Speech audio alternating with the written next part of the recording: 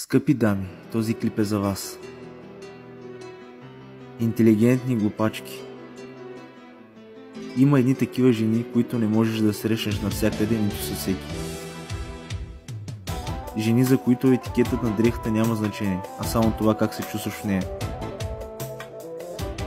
Жени, които няма да имат много партньори, не от самозабравяне, а от себеуважение към себе си.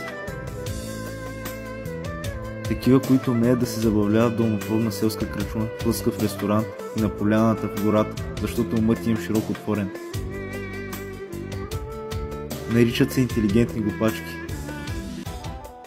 Добре възпитани, макар да знаят повече обиди от царете на псовнята, ще замълчат, когато заслужаваш да те удари обидата като парен чук, за да се освестиш, че светът не се върти само около теб. Има едни такива жени с твърда обвивка и мека сърцевина. Такива, които могат да те слушат, да те разберат. Онези, които са изчели толкова много книги, че не могат да те впечатлят с заглавия, а с мъдростта, която са попили. Жени, на които парфюмът жена винаги им пасва. Те не се познават в тълпата по чанта Шанел, а по сиянието на усмивката. Биха нахранили бездомник, биха прегърнали мърляво коте, биха погалили улично куче, въпреки изрядния си външен вид, защото тяхното най-скъпо бижу е добротата им. Има едни такива жени, шарени в умовете си, пълни със смисъл. Могат да пеят и да танцуват под дъжда, да пишат стихове, да бъдат нежни, крехки.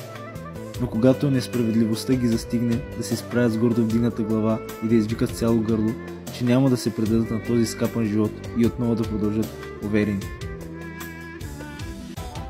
Има едни такива жени, които не знаят какво е да си галеник на съдбата, а постигат всичко с труд и постоянство. Не очакват принца да им поднесе света, а сами си го построяват. Жени, които не разчитат на 400-те кубика в пазвата си, късата пола или поведение на кортизанка.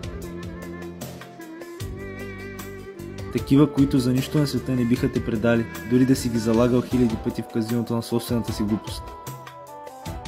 Ако си късметлия и не прекалено глупав, може да те харесат, може и да останат, за да ти подарят най-ценното си – топлината си.